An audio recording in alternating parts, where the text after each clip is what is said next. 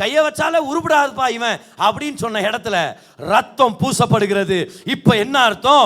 இவ்வளோ நாள் நான் கை வச்சா வாய்க்காம போயிருச்சு, ஆனா இப்போ ரத்தத்தின் கை, இப்போ இயேசுவின் ரத்தம் என் மேல இருக்குது, ரட்சிக்கப்பட்டவனா இருக்கிறேன், நான் வேலை செஞ்ச அற்புதம் நடக்கும், கடனை கட்டி தீர்ப்பேன், நல்ல உயர்வை பார்ப்பேன், கர்த்தர் என் காரியங்களை வாய்க்கை பண்ணுவார். பாருங்க, நீங்க தனியா இல்ல, உங்க இயேசுவின் ரத்தம் உங்க மேல இருக்குது. இன்னைக்கு ஒரு அருமையான சத்தியத்தின் பகுதிக்குள்ள நம்ம வர்றோம். ரொம்ப அற்புதமான ரகசியங்கள் நம்ம பார்க்க போகிறோம், டைப்பாலஜிஸ் நம்ம பார்க்க போகிறோம். ரொம்ப எக்ஸைட்டிங்கான டீச்சிங்குள்ளே நம்ம வந்திருக்கிறோம். வாங்க எல்லாருமே லெவிட்டிகஸ் சாப்டர் 14, லேவியாராகமம் 14ஆம் அதிகாரம். இன்னைக்கு ரொம்ப வித்தியாசமான பகுதி. நான் சொன்னேன் உங்களுக்கு, ரொம்ப வித்தியாசமான ஒரு பகுதி இது.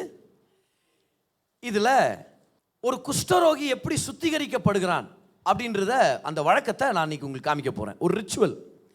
என்ன ரிச்சுவல்னா, சுகமான குஷ்டரோகி சுத்திகரிக்கப்படணும் அப்படின்னு கர்த்தர் எழுதியிருக்கிறார் லேவியாராகமம் 14ஆம் அதிகாரத்தில். அதை பற்றி தான் நம்ம பார்க்க போகிறோம்.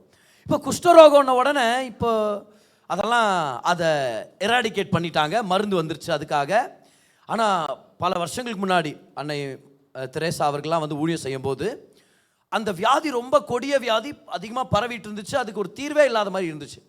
ஆனால் இப்போ அதை முடிஞ்ச அளவுக்கு அதை எராடிகேட் பண்ணிட்டாங்க, அதுக்கு நம்ம நன்றியாக இருக்கிறோம். அதனால் குஷ்டரோகம்னு பயந்துடாதீங்க, ஐயோ என்னவா இருக்குமோ இது அப்படின்னு சொல்லி. ஒரு காலேஜில் குஷ்டரோகத்தை பற்றி ஒரு செமினார் எடுத்துருக்குறாங்க. பையன் லேட்டாக வந்தான், ஆடிட்டோரியமில் இடம் இல்லை, பிரின்சிபல் பக்கத்தில் போய் உட்காருன்ட்டு முன்னாடி அனுப்பிவிட்டாங்க, கோ மேன் கோ ஃப்ரண்ட்டுன்ட்டாங்க. அவன் போய் முன்னாடி வந்து பயத்தில் வந்து உட்காந்துட்டான். செமினாரை பாதியிலேருந்து கவனிச்சிட்டு இருந்தவன் அவங்க சொல்கிறாங்க, குஷ்டரோகம் உங்களுக்கு ஒரு வேலை இருந்துச்சுன்னா உங்களுக்கு உணர்ச்சி இல்லாமல் போயிடும் பாரு, உங்கள் ஸ்கின்ல வந்து ஃபீலிங்காக இருக்காது. இவன் என்ன பண்ணியிருக்கான், ஐயோ என்னென்னத்தை மிஸ் பண்ணிட்டோமோ, சரி எதுக்கும் ஃபீலிங் இருக்குதா இல்லையான்னு கிள்ளி பார்க்கலான்ட்டு கிள்னா வழியே வரல, பயந்துட்டான். இன்னும் கொஞ்ச நேரம் போனார். இந்த குஷ்டரோகம் கொடிய வியாதி, இது உங்கள் வீட்டில் இருக்கிற எல்லாருக்கும் பரவ ஆரம்பிச்சிடும், ஐயோ இது நீங்கள் பாரு செக் பண்ணிக்கங்க, சரி பண்ணிக்கணும், சரி இன்னும் டைம் கிள்ளி பார்க்கலான்னு கிள்றான், வழியே இல்லை, இன்னும் அழுக வந்துச்சு அவனுக்கு. ஐயோ மூணாவது அவர் சொல்லிட்டார் பாருங்க, இது துர்நாற்றம், அது மட்டும் இல்லை சரீரத்தில் இருக்கிற அவயங்களெல்லாம் அது சாப்பிட்டு போட்டுரும், அதனால அது சீக்கிரமாக நீங்கள் செக் பண்ணிக்கணும். இவன் என்ன பண்ணா, நல்ல ஜோராக கிள்ளிட்டான் பாருங்க, பலார்னு மூஞ்சில் விட்டாங்க பிரின்சிபல் பக்கத்துலேருந்து. நானும் பார்த்துன்னுக்கிறேன், லேட்டாக வந்தது மட்டும் இல்லாமல் பிடிச்சி காலை கிள்ளின்னுக்கிறியா 3 தடவை. அவன் பார்த்தா அந்த அவங்கள தான் போட்டு இவன் கிள்ளின்னு இருந்துக்கிறா. இப்போ நம்ம பைபிள் தேவையில்ல, அந்த மாதிரி பக்கத்தில் வந்து பார்த்து சொல்லுங்கள், தயவுசெய்து என்ன கில்லாதீங்கன்னு சொல்லிடுங்க, சரியா? Don't kill me, pinch me. இந்த குஷ்டரோகத்தின் இந்த ரிச்சுவல், குஷ்டரோகி சுகமாகப்பட்ட குஷ்டரோகி சுத்திகரிக்கப்படுகிற ரிச்சுவல்ல இருந்து விசுவாசிக்கு தேவைப்பட்ட சத்தியத்தை பார்க்க போறோம், அபிஷேகத்தை பற்றி நம்ம கற்றுக்கொள்ள போறோம். இந்த ரிச்சுவல் வந்து ஏன் குஷ்டரோகியின் ரிச்சுவலை நான் கொண்டு வரேன்னா இன்னைக்கு டீச்சிங்கில், பாவம்ன்றது ஒரு வகையான குஷ்டரோகம் தான். அந்த வகையில் நம்ம எல்லாருமே முன்னாள் குஷ்டரோகிகள் தான், பாவிகளாக நம்ம இருந்தோம். எப்படி குஷ்டரோகம் குடும்பத்தை விட்டு பிரிக்குதோ, பாவம் ஆவிக்குரிய குடும்பத்தை விட்டு நம்மளை பிரிச்சிருது. எப்படி குஷ்டரோகம் ஒரு துர்நாற்றத்தை ஏற்படுத்துதோ, ஒரு பாவியுடைய வாழ்க்கை பல பிரச்சனைகள் சாபங்கள் நிமித்தம் ஒரு துர்நாற்றத்தில் இருக்கும். எப்படி குஷ்டரோகத்தில் இருக்கிற ஒரு நபர் அந்த வியாதி பரவ ஆரம்பிக்குதோ, அதே போல ஒரு மனுஷன் பாவத்தில் வாழும்போது அந்த பாவம் அநேகரை பாதிக்க ஆரம்பிக்குது. ஏன்? அவன் கூட சேர்றவங்களாம் அவனை மாதிரியே செய்ய ஆரம்பிச்சிடுறாங்க.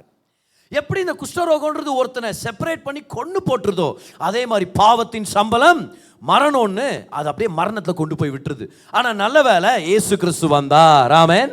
பாருங்க, இன்னைக்கு நம்ம படிக்கிற இந்த பிரமாணம் வந்து ஏற்கனவே குஷ்டரோகத்திலிருந்து சுத்தமானவர்களுக்கு தான் இது அப்ளை ஆகும். அப்படின்னா சுத்தமாகிறதுக்காக இவங்க வர்ற மாதிரி இல்லை, சுத்தம் ஆயிட்டாங்கன்னா இதெல்லாம் செய்யணும் அப்படின்றார். பாருங்க, முதல் வசனத்திலே நம்ம படிக்கிறோம், லெவிட்டிகஸ் 14 அதோடைய வேர்ஸ் நம்பர் 1லே நம்ம படிக்கிறோம். பாருங்க, இது யாருக்கு இந்த விஷயங்கள் எல்லாத்தையும் செய்யணும் அப்படின்னு சொல்லி படிக்கிறோம். பாருங்க, லெவிட்டிகஸ் 14 நீங்கள் சீக்கிரமாக எடுத்துட்டீங்கன்னா நீங்கள் ஆவிக்குரிய வாழ்க்கையில் ஆரோக்கியமாக இருக்கிறீங்கன்னு அர்த்தம். அந்த புத்தகம் உங்களுக்கு ஓப்பனாக இருக்குது. பின்னும் கர்த்தர் மோசையை நோக்கி, குஷ்டரோகியினுடைய சுத்திகரிப்பின் நாளிலே அவனுக்கு அடுத்த பிரமாணம் என்னவென்றால், அவன் ஆசாரியனிடத்தில் கொண்டு வர பட வேண்டும். அப்போ ஏற்கனவே சொஸ்தம் ஆயிட்டான், ஆனால் அதுக்கப்புறம் அவன் ஏதோ ஒன்று செஞ்சாகணும் அப்படின்னு இருக்குது. பாருங்க, அந்த காலத்தில் குஷ்டரோகி யாருமே சுகமாகலை, இஸ்ரவேல் நாட்டில் ஒருத்தருமே சுகமாகலை. வேதத்தை இந்த நாகமான் பற்றி நம்ம படிக்குவோம். ஆனால் அந்த நாகமான் சிரியா தேசத்தை சேர்ந்தவர், இஸ்ரவேல் தேசத்தை சேர்ந்தவர் இல்லை. அப்போ முழு இஸ்ரவேல் தேசத்திலேயே இயேசு கிறிஸ்து வர்ற வரைக்கும் யாருமே குஷ்டரோகத்திலிருந்து சொஸ்தமாக முடியவில்லை, யாராலுமே சுகத்தை பெற்றுக்கொள்ள முடியல. இயேசு கிறிஸ்து வந்தாதான் அதுல இருந்து சுகத்தை பெற்றுக்கொள்ள முடியும். அதனால தான் இயேசு கிறிஸ்து வந்த உடனே அந்த குஷ்டரோகியை பார்த்து சொல்றாரு, போய் உன்னை ஆசாரியன் இடத்தில் காண்பி ஒரு சாட்சியாக அப்படின்றார். என்ன சாட்சியாக? வந்துட்டேன், மேசியா வந்துட்டேன், குஷ்டரோகி சுகமாக முடியாதுன்னாங்கல்ல, வந்துட்டேன். அப்படின்னா எப்படி பாவம் இயேசு இல்லாம நிவர்த்தி செய்ய முடியாதோ அதே போல குஷ்டரோகமும் இயேசு இல்லாம சரி செய்யப்பட முடியாது. பாருங்க, மதம் என்ன சொல்லுது?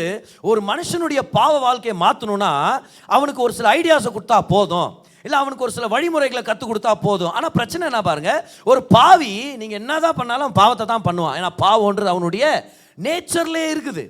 ஒரு நாய்க்குட்டியை தூக்கிட்டு அதுக்கு நீங்கள் என்னென்ன ட்ரெஸ் பண்ணி விடுங்க, உங்கள் மகனோட ட்ரெஸ் பண்ணி விடுங்க, மகளோட ட்ரெஸ் பண்ணி விடுங்க, என்ன போட்டாலும் அது நாய்க்குட்டி மாதிரி தான் 4 காலில் நடந்து அது குலைக்க ஆரம்பிக்கும். உங்கள் பையனோட ட்ரெஸ் போட்டோன்னு உங்கள் பையன் மாதிரி பண்ணாது. அது உங்கள் பையன் சில டைம் நாய்க்குட்டி மாதிரி பண்ணலாம், அது வேற கதை, சுற்றி பார்க்காதீங்க. உங்கள் மகளுடைய ட்ரெஸ் ஃப்ராக் போட்ட உடனே அது நாய்க்குட்டி அப்படியே மாறுறது இல்லை, மகள் மாதிரி அப்படியே லிப்ஸ்டிக் போட்டு நின்றுது. அது குணம் மாறாது. ட்ரெஸ் மாறுறதுனால ஒருத்தருடைய குணம் மாறுமா? நான் ரிலிஜன் என்ன பண்ணிட்டு தெரியுமா, நீ வெள்ளை புடவை கட்டினா அப்போ பரிசுத்தம் உனக்கு வந்துடும். நம்ம வெள்ளைப்படம் கட்டின்னு தான் வர்றாங்க. வர்ற வெள்ளை லாரிக்காரர் என்ன பண்ணுறாரு, அப்படியே சேரஸ்ட்டு போயிடுறாரு. ஐயோ இப்போ என்ன பண்ணுறது சொல்லுங்க பார்க்கலாம். வெள்ளைப்படவினால வாழ்க்கை மாறாது. ஒரு சில பேர் சொல்லுவாங்க, இல்லை கருப்பு துணி போட்டிங்கன்னா அதுதான் கடவுளுக்கு உகந்தது அப்படின்றாங்க. இன்னும் சில பேர் சொன்னாங்க, வெள்ளை துணி, கருப்பு துணி, காவி துணி அப்படின்னு புதுசாக அவன் கொண்டு வந்தாங்க. காவி துணி போட்டிங்கன்னா அதில் உங்களுக்கு எல்லாம் சரியாயிடும். அப்புறம் ஒருத்தர் சொன்னாங்க, துணியே போடாத, நீ இப்போ ஆலமரத்தடியில் போய் உட்காரு அப்படின்னாங்க. இமயமலைக்கு போ, துணி போடாத, அங்கே உட்காரு அந்த பனிக்கட்டி மத்தியில். அப்போ உனக்கு ஐயோ கொடூரமாக போச்சு.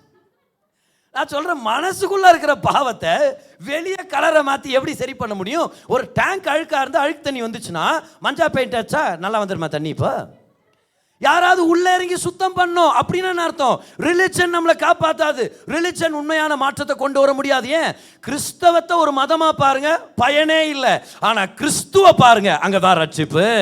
அப்போ ஒருத்தர் இறங்கி வந்து மனுஷனுடைய உள்ளத்தை மாற்றலைன்னா அவர் ரட்சிக்கப்பட முடியாது. அப்போ லெப்ரசி எப்படி ஏசு வர்ற வரைக்கும் யாராலையுமே அதுலேருந்து வெளியே வர முடியலையோ, பாவமும் அதே போல தான்.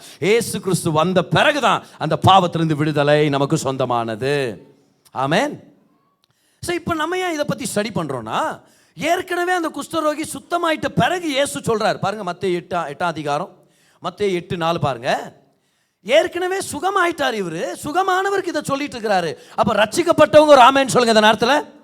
எஸ், ரட்சிக்கப்பட்டிருக்கு உங்களுக்கு சொல்கிறாரு. இதை பாருங்க, இயேசு அவனை நோக்கி, இதை நீ ஒருவருக்கும் சொல்லாதபடி எச்சரிக்கையாயிரு, ஆயினும் அவர்களுக்கு சாட்சியாக நீ போய் ஆசாரியனுக்கு உன்னை காண்பித்து மோசே கட்டளையிட்ட காணிக்கையை செலுத்து என்றார். சில பேருக்கு இந்த கேள்வி இருக்குது பாருங்க.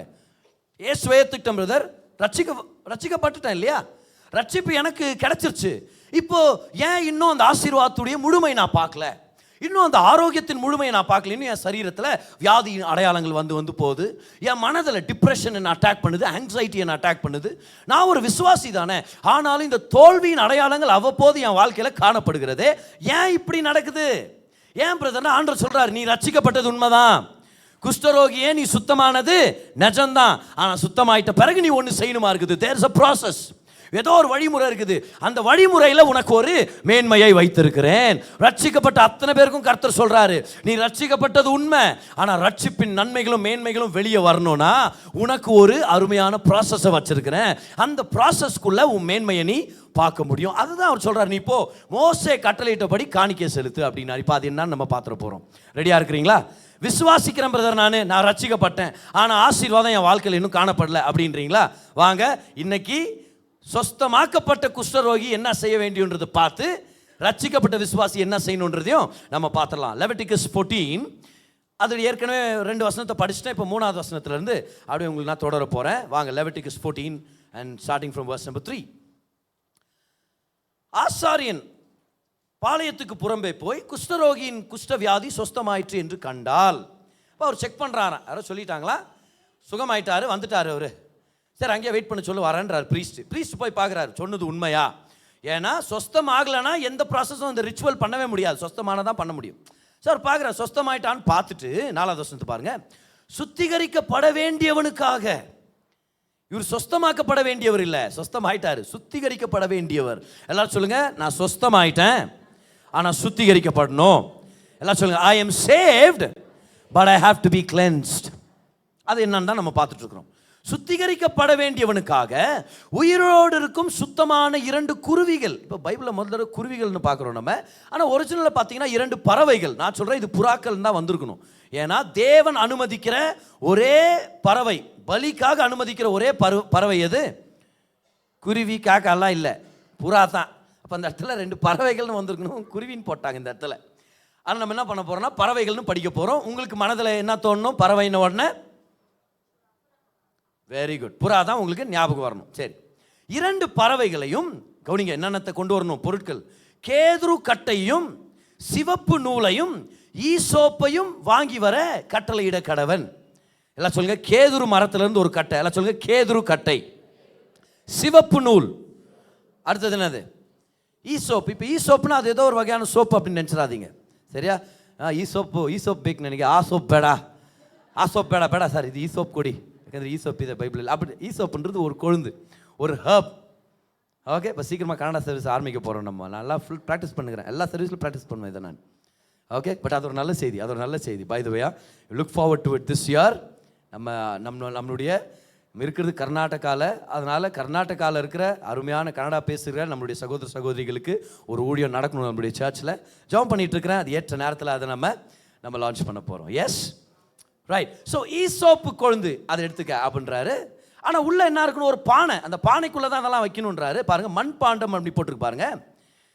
அந்த ஆசாரியன் அந்த பறவைகளை ஒன்றை ஒரு மண்பாண்டத்தில் உள்ள ஊற்று நீர் மேல் கொள்ள சொல்லி. அப்போ அந்த பானைக்குள்ள ஊற்று நீர் இருக்கணும். அப்படின்னா ஃப்ரெஷ் வாட்டர், லிவிங் வாட்டர்னு சொல்லுவாங்க, இல்லைனா ரன்னிங் வாட்டர்னு சொல்கிறோம். மழை தண்ணியாக இருக்கலாம், இல்லை ரிவர் தண்ணியாக இருக்கலாம். அந்த தண்ணி கொஞ்சம் அந்த பானையில் இருக்கணும். நல்லா அப்படியே இமேஜின் பண்ணிக்கங்க இது எல்லாத்தையுமே. சரி, அப்புறம் என்ன பண்ணுமா? உயிருள்ள, அப்போ ஒரு பறவையை கொன்றுணும், ரத்தத்தை அதுக்குள்ளே தான் சிந்தப்படுது, சரியா? ஆனால் உயிருள்ள பறவை எடுத்து கேதுரு கட்டையும் சிவப்பு நூலையும் ஈசோப்பையும் எடுத்து இவைகளையும் உயிருள்ள பறவையும் ஊற்று நீர் மேல் கொல்லப்பட்ட அந்த பறவையின் ரத்தத்திலே தோய்த்து இதெல்லாத்தையும் உள்ளே போட்டு, உசுரோடு இருக்கிற பறவையும் உள்ளே போட்டு, அதில் முக்கிய எடுத்ததை என்ன பண்ணுமா?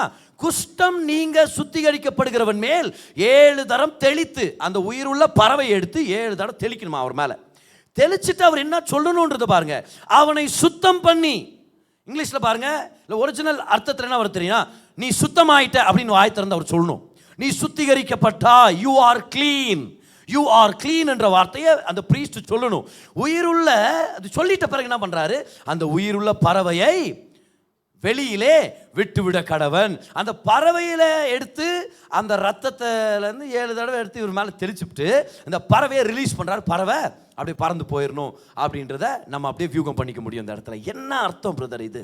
என்ன பிரதர் இது? எல்லாம் கவுனிங்க, எல்லாம் விசுவாசியும் ஏசு கிறிஸ்துவும் சம்மந்தப்பட்ட விஷயங்கள் தான். எத்தனை பேர் வெளிப்பாடுகளுக்கு ஆயத்தமாக இருக்கிறீங்க? எஸ், ஹல்லேலூயா. பாருங்க, குஷ்டம் நீக்கப்பட்டாச்சு, ஆனால் சுத்திகரிக்கப்படணும். நம்ம எல்லாரும் போல தான் ரட்சிக்கப்பட்டுட்டோம், ஆனால் இன்னும் ஆசீர்வாதங்களுடைய மேன்மையை நம்ம பார்க்கணும். அப்போ என்ன செய்கிறோம்? ப்ரீஸ்ட் கிட்ட வர்றோம், சர்ச்சுக்கு வர்றோம், பிரசங்கியார்கள்ட்ட வர்றோம், ஊழியம் செய்கிறவங்கள்ட்ட வர்றோம், ஒரு சர்ச்சுக்கு ஜாயின் ஆகிறோம்.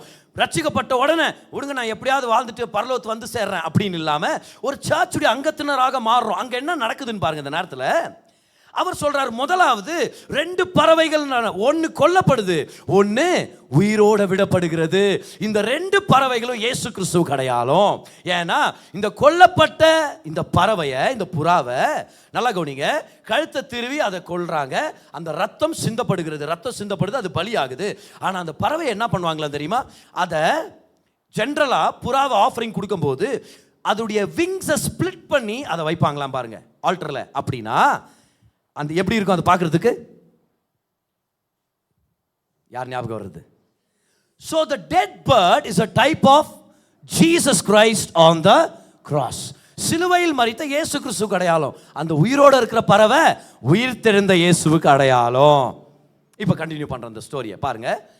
இந்த பிக்சரை பார்த்தீங்கன்னா உங்களுக்கு உங்கள் இமேஜினேஷனுக்கு இது கொஞ்சம் சகாயமாக இருக்கும். இப்போ அவர் என்ன சொல்கிறாரு? ஒரு பானை எடுத்துக்க அப்படின்றார். இப்போ இந்த இடத்துல வந்து கோல்டன் வெசல் மாதிரி இருக்குது, அது பானை தான், அது கோல்டன் பெயிண்ட் அடிச்சிருக்கிறாங்க. அப்படி தான் நீங்கள் எடுத்துக்கணும். இன்னைக்கு உயிரோட ஒரு பறவை மரிச்சு போருக்கிறத நம்ம பார்க்குறோங்க. அதோடைய ரத்தம் அங்கே சிந்தப்படுது. உள்ள என்னென்ன இருக்குது? 3 பொருட்கள் உள்ள ஏற்கனவே இருக்குது. தண்ணீரை விட்டா தண்ணி இருக்குது. அதுக்கப்புறம் இன்னும் 3 பொருட்கள் இருக்குது. கேதுரு மரக்கட்டை இருக்குது, அதுக்கப்புறம் ஈசோப்பு கொழுந்து இருக்குது, இட்ஸ் அ ஹர்ப், இல்லை கொத்தமல்லி கருவேப்பிலை மாதிரி ஒரு ஹர்ப் அது இருக்குது. அதுக்கப்புறம் ரத்தம் சிந்தப்படுகிறது, நல்ல அந்த ஊற்று தண்ணி இருக்குது, சிகப்பு நூல் அங்கே இருக்குது. இதெல்லாம் எதுக்கு அடையாளம்னு பார்த்தீங்கன்னா, இந்த மரித்த பறவை இயேசு கிறிஸ்துவுக்கு அடையாளம்னா, அப்போ அவர் யாருக்காக மரித்தார்? உலகத்தில் இருக்கிற அத்தனை பேருக்காக மரித்தார். நல்லா கவனிங்க, அந்த மண்பாண்டம் உலகத்துக்கு அடையாளம். The earth, it's a picture of the earth. உலகத்தில் யார் யார் இருக்கிறது? கேதுரு மரக்கட்டையை போல பெரியோர்களும் இருக்கிறாங்க. ஏன்னா கேதுரு மரம்ன்றது ரொம்ப பெரிய மரம்ன்றது மனுஷத்துவத்துக்கு அடையாளம். ஈசோப்பு கொழுந்து போல சிறியவர்களும் இருக்கிறாங்க. அந்தஸ்து இல்லைனா அவங்களுடைய வாழ்க்கையை பொறுத்த வரைக்கும் சிறியோர்கள் எண்ணப்படுகிறவர்களும் இருக்கிறாங்க. So from the greatest to the least, Jesus' blood is shed for all humanity. By the way, அந்த சிகப்பு நூல் எதுக்கு அடையாளம்? ஸ்கார்லெட்னு வரும் பாருங்க. அந்த ஸ்கார்லெட் நூல் எதுக்கு அடையாளம்? ஸ்கார்லெட் அப்படின்றது பைபிள்ல வேதனைக்கு அடையாளம். சஃபரிங், எல்லாரும் சொல்லுங்க பார்க்கலாம், சஃபரிங். ஆனா யாருடைய சஃபரிங்? ஜீசஸ் உடைய சஃபரிங். இயேசு எனக்காக அடிபட்டார், எனக்காக வாதிக்கப்பட்டார், எனக்காக வேதனை அனுபவித்தார்னு சொல்றோம் இல்லையா? அதுதான் அந்த சிகப்பு நூலுக்கு அடையாளம். இப்போ நீங்க ஆன்சர் பண்ண போறீங்க, எத்தனை பறவைகள்? அந்த கொல்லப்பட்ட பறவை அது யாருக்கு அடையாளம்? சிலுவையில் இயேசுவுக்கு அடையாளம். உயிரோடு இருக்கிற பறவை உயிர்த்தெழுந்த இயேசுவுக்கு அடையாளம். அந்த மண்பாண்டம் உலகத்துக்கு அடையாளம். மண்பாண்டத்துக்குள்ள யார் இருக்கிறது? கேதுரு மரக்கட்டைகளை போல பெரியவங்களும் இருக்கிறாங்க, ஈசோப்பு கொழுந்து போல சிறியோர்களும் இருக்கிறாங்க. அங்க ஸ்கார்லெட் எதுக்கு அடையாளம்? இல்லைன்னா அந்த சிகப்பு நூல் எதுக்கு அடையாளம்? இயேசு கிறிஸ்து சிலுவையில் அனுபவித்த வேதனை அடையாளம். இதுல இருந்து என்ன சொல்ல வர்றோம் நம்ம? என்னுடைய இயேசு கிறிஸ்துவின் ரத்தம் இந்த உலகம் முழுவதும் பெரியோர் முதல் சிறியோர் வரைக்கும் அத்தனை பேருக்காகவும் சிந்தப்பட்டிருக்கிறது. யார் அவரை விசுவாசிச்சாலும் அவங்க ரட்சிக்கப்பட முடியும். சத்தமா ஆமென் சொல்லுங்க இந்த நேரத்தில். ஹalleluya, come on. இப்போ என்ன பண்றாங்க பாருங்க, அந்த பிரீஸ்ட் என்ன பண்றாரு? பிக்சர் நம்பர் 2 பாருங்க. அந்த பிரீஸ்ட் என்ன பண்றாருன்னா, அந்த லைவ் பேர்டை எடுத்து அவர் கையில் எடுத்துடுறாரு. அதனால அதுக்கும் ரத்தம் படிஞ்சிருது இல்லையா? அப்படிதான் அந்த பிக்சர்ல நம்ம பார்க்குறோம்.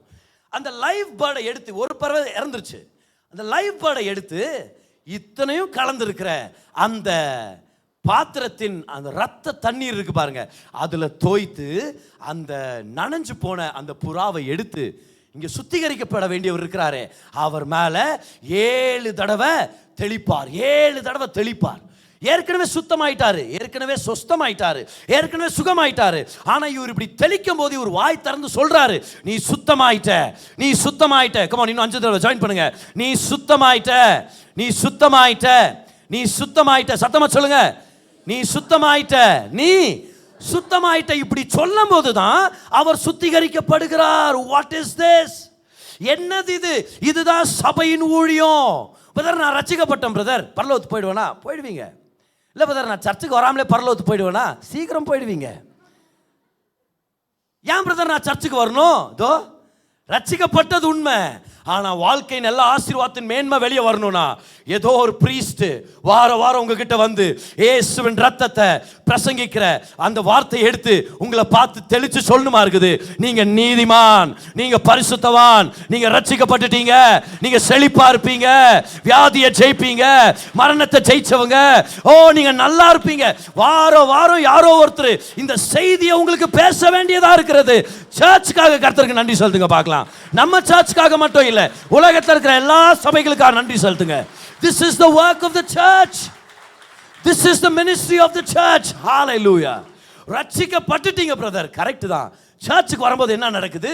உனக்காக இயேசு மரித்தார், அவருடைய ரத்தத்தின் நிமித்தம் நீ சுத்தமா இருக்கிற அப்படின்னு வாயை திறந்து பிரசங்கம் பண்ணிட்டே இருக்கிறோம்.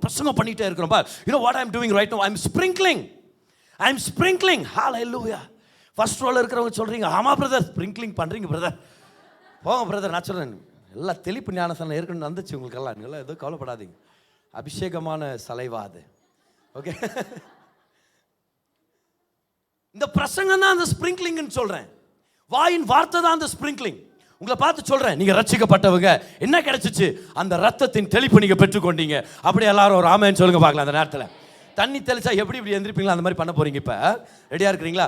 எல்லாரும் நல்லா ரெடியா இருங்க. நீங்க ரட்சிக்கப்பட்டுட்டீங்க. Very good. நீங்க சுகமா இருக்கிறீங்க, நீங்க செழிப்பா இருக்கிறீங்க, நீங்க நல்லா இருக்கிறீங்க. இயேசுவின் ரத்தத்தினால உங்களுக்கு ஒரு நன்மையும் குறைவுபடாது. இதுக்கு தான் ஒரு குஷ்டரோகி அனுப்பி வைக்கிறாரு. நான் சொஸ்தமாயிட்டேன், உனக்கு ஒரு பாஸ்டர் தேவை போ அப்படின்னு அனுப்புறாரு. உனக்கு ஒரு ஆசாரியன் தேவை போ. அவர் உன்னை பார்த்து நீ சுகமாயிட்டேன்னு சொல்லிட்டே இருக்கணும். உன்னை பார்த்து இந்த உலகம் அப்பேற்பட்ட உலகமாக இருக்குது. எங்கே போனாலும் நம்மளை தீமையாக பார்த்த உலகம் இருக்குது. ஏன்னா இந்த குஷ்டரோகி எங்கே போனாலும் அவனை யாரும் சேர்த்துக்கல, யாரும் அவனை பார்த்து நல்ல வார்த்தை பேசலை. அவர் சொல்கிறார், நல்ல வார்த்தை யாரும் பேசலன்னு கவலைப்படாத, உன்னை நான் நன்மையாக மாற்றிட்டேன், உனக்கு நன்மை செஞ்சுட்டேன், நீ போ ஒரு சர்ச்சு கனெக்டடாரு. உலகம் ஃபுல்லாக நெகட்டிவ் நியூஸ், நீ சர்ச்சுக்குள்ள வா, சுவிசேஷத்துடைய நற்செய்தியை பெற்றுக்கொள் அப்படின்றார். ஆமென். இதுதான் சபையுடைய வேலை. எழுதிங்க பார்க்கலாம். உங்களுக்கு ஒரு 3 போனஸ் பாயிண்ட்டை கொடுக்குறேன், அதுக்கப்புறம் 3 டேக்அவே பாயிண்ட்ஸ் கொடுக்குறேன். என்ன பிரதர் அது? எல்லாம் பாயிண்ட்டுங்க தான். ஓகே, ஃபர்ஸ்ட் 3 போனஸ் பாயிண்ட் கொடுத்துறேன். The ministry of the church is to keep reminding the believer of who they are in Christ Jesus. சபையின் மிக முக்கியமான ஊழியம் என்ன தெரியுமா? விசுவாசிப்போர் அனைவரையும் பார்த்து கிறிஸ்துவுக்குள் அவர்கள் யார் என்பதை நினைப்பூட்டுவது. கிறிஸ்து இயேசுவில் விசுவாசிகள் யார் என்பதை அவர்களுக்கு நினைப்பூட்டுவதே திருச்சபையின் ஊழியம். அதுதான் சர்ச்சுடைய முக்கியமான ஊழியம்.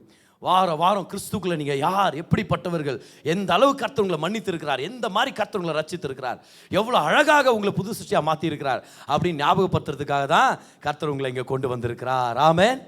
சரி பிரதர், இப்படி சொன்னால் என்ன பிரதர் ஆகும்? பாருங்க அந்த வசனத்தில் என்ன போட்டுருதுன்னு சொல்லி 7ஆம் வசனத்தில், குஷ்டம் நீங்க சுத்திகரிக்கப்படுகிறவன் மேல் 7 தரம் தெளித்து, அப்போ 7 தடவை வாய்த்தரன்னு சொல்றாரு, 7 தடவை தெளிக்கிறார். தெளிச்ச பிறகு என்ன நடக்குது பாருங்க. தெளித்து அவனை சுத்தம் பண்ணி உயிருள்ள பறவையை வெளியிலே விட்டுவிட கடவன். உயிருள்ள பறவை யார் கடையாளம்? உயிர் தெழுந்த இயேசு கடையாளம். இப்போ இந்த உயிர் தெழுந்த இயேசு எங்க இருக்கிறாரு? இப்போ நம்ம லிட்டரலா பார்த்தோம்னா எங்க இருக்கிறாரு? ஸ்பிரிச்சுவல் நாலேஜ் பொறுத்த வரைக்கும், ஸ்பிரிச்சுவல் பொசிஷன் பொறுத்த வரைக்கும் எங்க இருக்கிறாரு? பிதாவின் வலது பரிசத்தில் இருக்கிறாரு. ஆனா இயேசு என்ன சொன்னாரு? நான் போய் மகிமை அடைஞ்சிட்டேன்னா உங்களுக்கு நான் இன்னொருத்தர் அனுப்பி வைக்கிறேன். அவருடைய உயிர்த்தெழுதல் வல்லமையை நமக்குள்ள கொடுக்கும்படி இன்னொருத்தர் அனுப்பி வச்சாரு. ஆக்சுவலா அவர் ஒரு பறவையின் ரூபத்திலேயே நம்மளுடைய வாழ்க்கையில் அடையாளமாக இருக்கிறார். அவர் தான் பரிசுத்த ஆவியானவர். Come on. அப்படின்னா ஒரு ஆசாரியின் இடத்துல வந்து ரட்சிக்கப்பட்ட நம்ம ஆசாரியன் இடத்துல வந்து நிற்கும் போது இந்த ஆசாரியன் வாரம் நம்மளை பார்த்து நீ சுத்திகரிக்கப்பட்டிருக்கிற, நீ நல்லா இருக்கிற அப்படின்னு உயிர் உள்ள பறவை வச்சு சொல்றாரு. பரிசுத்த ஆவியானவர் மூலமா சொல்றாரு, உயிர் தெழுந்த இயேசு மூலமா சொல்றாரு, நீ இப்படி இருக்கிறன்னு சொல்லிட்ட பிறகு உயிர் தெழுந்த இயேசுவின் வல்லமைக்கு அடையாளமா இருக்கிற அந்த புறாவை இவர் விடுவிக்கும் போது அந்த புறாவை பறந்து போது பாருங்க. அது என்ன அடையாளம்னா, எப்பெல்லாம் சர்ச்சுக்கு வந்து நான் கிறிஸ்துக்குள்ள யாருன்றதை நான் உணர்றேனோ அப்பெல்லாம் எனக்குள்ள இருக்கிற உயிர்த்தெழுதலின் வல்லமையை நான் ரிலீஸ் பண்ணிட்டு இருக்கிறேன்னு அர்த்தம். அது என் சரீரத்தை நிரப்ப ஆரம்பிக்குது, என் வேலை இடத்துல என்னை வழி நடத்த ஆரம்பிக்குது, எனக்கு நல்ல ஐடியாஸை கொண்டு வருது, என் உடல் ஆரோக்கியத்தை கொண்டு வருது. What happen? அந்த உயிர்த்தெழுதல் வல்லமை ரிலீஸ் ஆயிடுச்சு. உங்களுக்குள்ள இருக்கிற அந்த அபிஷேகம் ரிலீஸ் ஆகணுமா? அப்போ நீங்க யாருன்ற வெளிப்பாடை நீங்க பெற்றுக்கொள்ளணும். எல்லாரும் சொல்லுங்க, the anointing works by identity. அதை நான் இன்னொரு வாரம் டீச் பண்ணுறேன். இப்போதைக்கு இதை ஞாபகம் வச்சுங்க. உங்கள் அடையாளத்தை உணர்ந்து கொள்ளாமல் உங்கள் அபிஷேகம் வேலை செய்யறதுக்கான வாய்ப்பு இல்லை. பக்கத்தில் உங்க பார்த்து சொல்லுங்க பார்க்கலாம், நான் யாருன்னு எனக்கு தெரியும்னு சொல்லியிருங்க. இந்த நேரத்தில் சொல்லி நான் விட்டு டென்ஷனுக்கு போகிறாங்க, யாருன்னே தெரியாமல் உட்காந்து பக்கத்தில் அப்படின்ட்டு. தெரியும் நம்மளா யாரு? ரட்சிக்கப்பட்டவர்கள், ஆசீர்வதிக்கப்பட்டவர்கள், நீதிமானாக்கப்பட்டவர்கள், அபிஷேகம் பெற்றவர்களாக கர்த்தர் நம்மளை ஆயத்தப்படுத்தி இருக்கிறார். எத்தனை பேர் வாழ்க்கையில் இந்த உயிர்த்தெழுதல் வல்லமை வெளிப்படணும்னு ஆசைப்படுறீங்க? Do you want the dove to be released? Come on, yes. Do you want the power to be released? எபேசியர் 1:19 பார்க்கிறோம், இயேசு கிறிஸ்துவை உயிர்த்தெழ செய்த அதே வல்லமை நமக்குள் வெளிப்பட்டிருக்கிறது. இங்கிலீஷ் பைபிள் அருமையா இருக்கும் பாருங்க. The same power that raised Christ Jesus from the dead lives in the inside of the believer. ஒவ்வொரு பிலீவருக்குள்ள இருக்குது அந்த வல்லமை. எப்படி கட்டவிழ்த்து விடுறது? நம்ம யார் என்ற அடையாளத்தை வெளிப்படுத்துகிற செய்திகளை கேட்டாதான் அது கட்டவிழ்க்கப்பட முடியும். விசுவாசத்தை நிமித்தம் தான் அது நம்ம வாழ்க்கையில் வேலை செய்யும். இப்போ தெரியுதா? வாரம் அதே பிரசங்கத்தை தான் பிரதர் நீங்கள் பண்ணுறீங்கன்னு சில பேருக்கு தோணலாம். எப்படி தெரியுமா? வாரம் எதனா சொல்கிறீங்க, நீங்கள் நீதிமான் அப்படின்றீங்க, நீங்கள் நல்லா இருப்பீங்கன்றீங்க, ஏசு உங்களுக்காக மரித்தார் உயிர் தெழுந்தாருன்றீங்க. அதை தவிர வேறு எது நம்மளை காப்பாற்றுன்னு சொல்லுங்கள், நான் பிரசங்கம் பண்ணுறேன். அதை தவிர்த்து மனுஷனுக்கு வேறு என்ன வழின்னு சொல்லுங்கள். வேறு வழியே இல்லை. இதுதான் நம்ம வாழ வைக்கிற தேவனுடைய சத்தியமாக இருக்கிறது. ஹல்லேலூயா. எத்தனை பேர் பெற்றுக்கொண்டுட்டு இருக்கிறீங்க அருமையான ரகசியத்தை இந்த நேரத்தில்? ஹல்லேலூயா. இப்போ என்ன நடக்குதுன்னு பாருங்கள், தொடர்ந்து பாருங்கள். இன்னும் இந்த குஷ்டரோகியுடைய வாழ்க்கை முற்றிலும் சுகமாகலை. இப்போ பாருங்க என்ன நடக்குதுன்னு சொல்லி. இப்போ இவ்வளோ நேரம் நடந்ததையே ஆண்டவர் கொஞ்சம் விலாவரியாக சொல்ல போகிறாரு. அது அவர் வாழ்க்கையில் தொடர்ந்து நடக்குது. ஆனால் நமக்கு இது ஏற்கனவே நடந்தாச்சு. இப்போ கண்டினியூ பண்ணலாமா? வாங்க 14ஆம் வசனத்துக்கு வரலாம். இப்போ நல்லா கவனிங்க. சரி, நம்ம 7 படிச்சுட்டோம்ல, 8லேருந்தே படிச்சுட்டு வரேன். ஒரு கன்ஃபியூஷன் அப்போ தான் நம்மளுக்கு இருக்காது. அடுத்தது பாருங்க. சுத்திகரிக்கப்படுகிறவன் தன் வஸ்திரங்களை தோய்த்து தன் மயிர் முழுவதையும் சிரைத்து தான் சுத்தமாகும்படி ஜலத்தில் ஸ்நானம் பண்ணி பின்பு பாளையத்தில் பிரவேசித்து தன் கூடாரத்துக்கு புறம்பே 7 நாள் தங்கி. இவ்வளோ நாள் ஊருக்கு வெளியே இருந்தவன் இப்போ வீட்டுக்கு போகலாம், ஆனால் வீட்டுக்கு வெளியே தான் தங்கணும். 7 நாள் வெளியே தங்கணும். கம்ப்ளீட்டாக ஃபுல்லாக ஷேவ் பண்ணிக்க. காரணம் என்னென்னா, லெப்ரசி எதுவுமே உன் மேலே இல்லை, அது எதுவுமே திரும்பவும் வரல அப்படின்ற அடையாளத்துக்காக கம்ப்ளீட்டாக ஷேவ் பண்ண சொல்லிட்டு வீட்டு வெளியே பத்துக்கா அப்படின்றார். இப்போ ஊருக்கு வெளியே இருந்தவர் இப்போ வீட்டுக்கு வெளியே வந்துட்டார், ஆனால் இன்னும் வீட்டுக்குள்ளே போக முடியல. பாருங்க என்ன நடக்குதுன்னு சொல்லி. 7ஆம் நாளிலே, 7 நாள் வெளியே தாக்கணும். 7ஆம் நாளிலே திரும்பவும் தன் தலையையும் தாடியையும் புருவங்களையும் தன்னுடைய மயிர் முழுவதையும் சிரைத்து தன் வஸ்திரங்களை தோய்த்து ஜலத்தில் ஸ்நானம் பண்ண வேண்டும், அப்பொழுது சுத்தமாயிருப்பான். 10வது வசனத்து வாங்க. 8ஆம் நாளிலே, எல்லாரும் சொல்லுங்க புதிய ஆரம்பம். 8 is a number of new beginnings. 8ஆம் நாளிலே அவன் பழுதற்ற 2 ஆட்டுக்குட்டிகளையும் ஒரு வயதான பழுதற்ற ஒரு பெண் ஆட்டுக்குட்டியையும் போஜன பலிக்காக எண்ணெயிலே பிசைந்த ஒரு மரக்காலில் 10 பங்காகிய மெல்லிய மாவையும் ஆளாக்கு எண்ணெயையும் கொண்டு வர கடவன். 3 மிருகங்கள் பலி செலுத்துறதுக்கு மெல்லிய மாவு, எண்ணெய் பிசைந்த மெல்லிய மாவு, அதுக்கப்புறம் ஒரு பாட்டில் நிறையா எண்ணெய், ஆயில், ஆலிவ் ஆயில் தான் அவர் எடுத்துகிட்டு போயிருந்திருப்பார். நல்லா கவனிங்க. 3 ஐட்டம். இப்போ நான் இதை திரும்பி கேட்க மாட்டேன், அதனால் தைரியமாக கவனிங்க. நானே சொல்லிடுறேன். 3 மிருகங்கள், மெல்லிய மாவு, எண்ணெய் ஊற்றி பிசைந்த மெல்லிய மாவு, ஃபைன் ஃப்ளவர், அதுக்கப்புறம் ஒரு பாட்டிலில் ஆயில் எடுத்துகிட்டு போகணும்னு சொல்லிட்டார். இது எத்தனாவது நாளில் நடக்குது? 8ஆவது நாளில். இப்போ நமக்கு நடந்தது தான் அங்கே பார்க்க போகிறோம். நல்லா கவனிங்க இப்போ என்ன நடக்குதுன்னு சொல்லி. சுத்திகரிக்கிற ஆசாரியன் சுத்திகரிக்கப்படும் மனிதனையும் அவ்வஸ்துக்களையும் ஆசாரிப்பு கூடார வாசலிலே கர்த்தருடைய சந்நிதியில் நிறுத்த கடவன். இப்போ ஆசாரியன் அவர்கிட்ட வரல, இவரே சர்ச்சுக்கு போறார், இவரே தேவாலயத்துக்கு போயிட்டார். இதெல்லாம் அங்கே தான் நடக்குது. பின்பு ஆசாரியன் ஒரு ஆட்டுக்குட்டியை பிடித்து அதையும் அந்த ஆளாக்கு எண்ணெயும் குற்ற நிவாரண பலியாக கொண்டு வந்து கர்த்தருடைய சந்நிதியில் அசைவாட்டும் பலியாக அசைவாட்டி அந்த ஆட்டுக்குட்டியை எடுத்து கர்த்தருடைய சமூகத்தில் இப்படி அசைவாட்டுகிறார். வேவ் ஆஃபரிங், கர்த்தருக்கு இது கொடுக்கும்படி. அப்புறம் அந்த ஆயில் பாட்டில் எடுத்து அதையும் கர்த்தருக்கு வேவ் ஆஃபரிங்காக கொடுத்துட்றார். அடுத்தது என்ன நடக்குதுன்னு பாருங்க. பாவ நிவாரண பலியும் சர்வாங்க தகன பலியும் இடும் பரிசுத்த ஸ்தலத்திலே அந்த ஆட்டுக்குட்டியை கொல்ல கடவன். குற்ற நிவாரண பலி பாவ நிவாரண பலியை போல ஆசாரியனுக்கு உரியது, அது மகா பரிசுத்தமானது. பலி செலுத்திட்டாங்க. இப்போ பாருங்க என்ன அருமையாக நடக்குது பாருங்க. 14ஆம் வசனத்தை பாருங்க. அந்த குற்ற நிவாரண பலியின் ரத்தத்தில் ஆசாரியன் கொஞ்சம் எடுத்து, பலி செலுத்தப்பட்ட மிருகத்தின் ரத்தத்தை கொஞ்சம் எடுத்துட்டு, சுத்திகரிக்கப்படுகிறவன் வலது காதின் மடலிலும், எல்லாரும் என்ன பாருங்க, இந்த கால் இங்கே பிடிங்க பார்க்கலாம், tip of the year, right, அந்த வலது காதின் மடலை பிடித்து, அடுத்தது பாருங்க, அப்படியே பண்ணீங்க. அடுத்தது என்னன்னு பாருங்களேன். அவன் வலது கையின் பெருவிரலிலும், வலது கையின் பெருவிரல், இப்போ காதை பிடிச்சிருக்காதீங்க, இப்போ கை தம்ஸ் அப் காமிங் பார்க்கலாம். வலது கையுடைய தம் ஃபிங்கர் அதுலேயும், அடுத்தது வலது காலின் பெருவிரலிலும் பூச கடவன். இப்போ நான் அதை பிடிங்க நான் சொல்ல மாட்டேன், ஆனால் நீங்கள் அப்படி இமேஜின் பண்ணிக்கணும் என்ன நடக்குது அங்கன்னு சொல்லி. இந்த 3 இடத்துலையும் ரத்தத்தை பூச வேண்டும். What is this all about? This is what happen at salvation. திரும்பவும் ஏற்கனவே நடந்ததை இப்போ விலாவரியாக கொண்டு வந்துட்டு இருக்கிறார். Same picture is giving it twice. ரட்சிப்பு நேரத்தில் நடந்துச்சு. இப்போ நல்லா கவனிங்க. இந்த குஷ்டரோகின்றவர் யாரு? இவர் போகிற இடத்துலாம் இவரை பார்த்து ஜனங்க திட்டுவாங்க. ஐயோ வந்துட்டான்டா தீட்டு. அவனை என்னன்னு கூப்பிடுவாங்க எல்லாருமே? தீட்டு வந்துட்டான் உடனே எல்லாரும் சைடில் போயிடுவாங்க. அவன் என்ன பண்ணணும்னா, இந்த மேலே இருக்கிற உதடு அப்பர் லிப் வரைக்கும் ஒரு முக்காடை போட்டுவிட்டு, காலெல்லாம் பாருங்க வியாதி, உடம்பெல்லாம் வியாதி, அவனால் தாங்க முடியாத அளவுக்கு ஒரு வியாதி, ஒரு துர்நாற்றம் அவனை சுற்றி இருக்கும். கால் எடுத்து வைக்க முடியல, முட்டியெல்லாம் வலி இருக்கும் பாருங்க.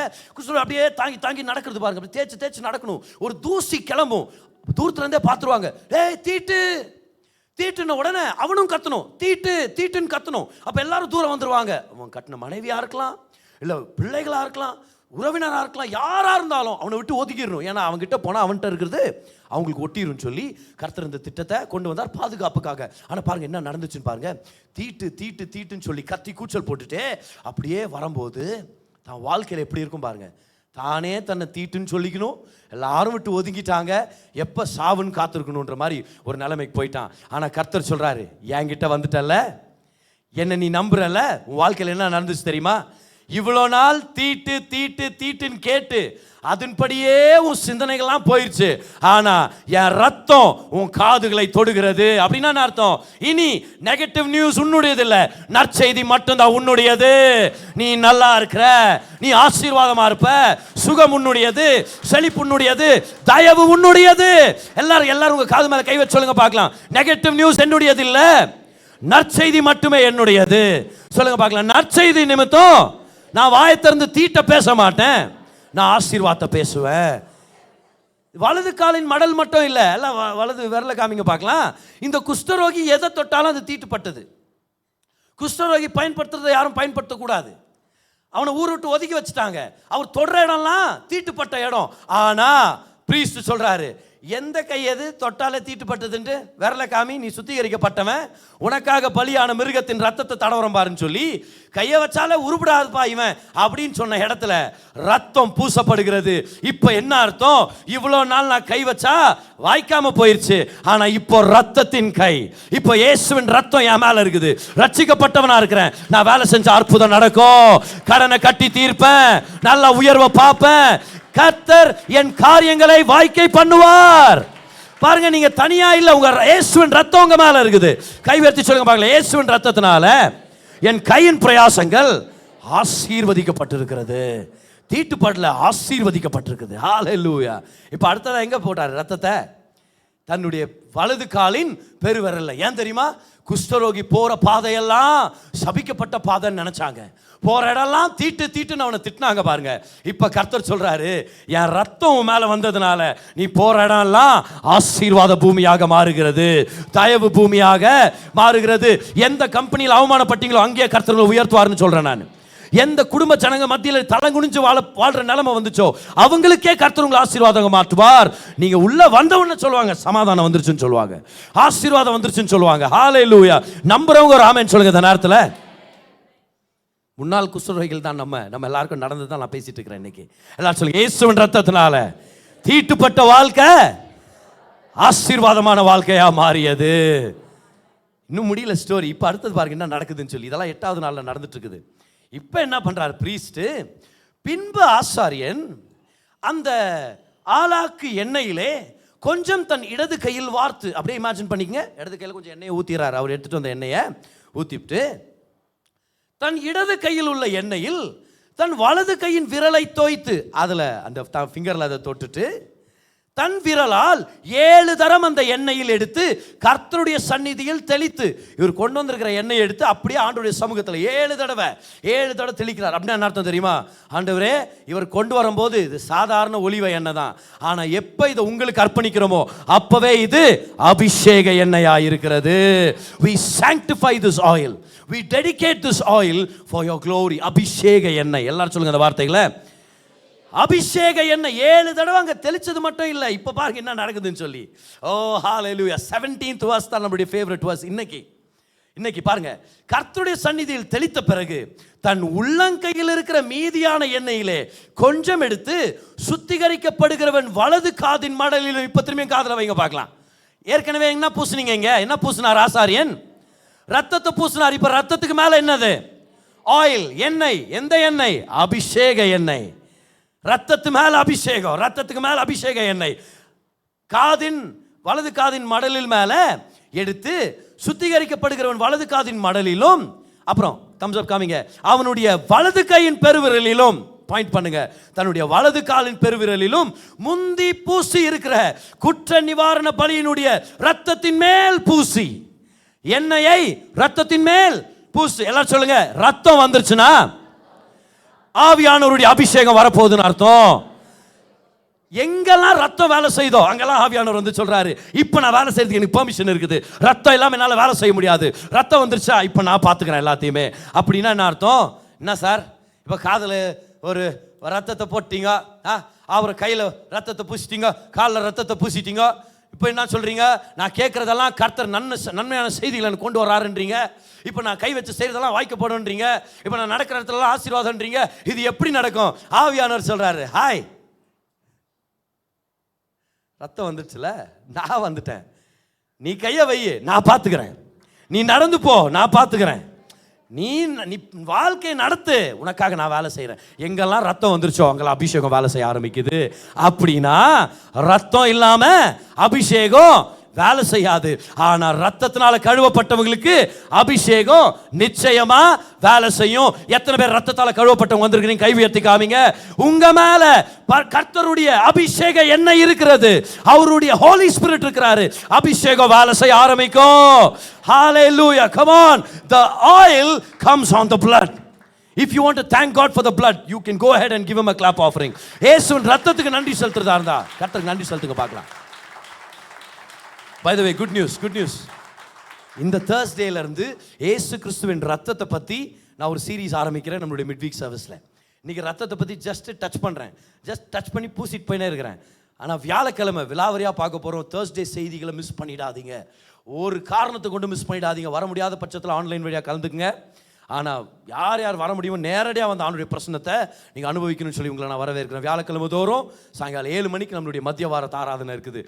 இயேசுவின் ரத்தத்தை பற்றி நான் ஆரம்பிக்க போகிறேன் ஒரு சீரீஸை. ஆனால் எத்தனை பேர் பெற்றுக்கொண்டு இருக்கிறீங்க இந்த நேரத்தில்?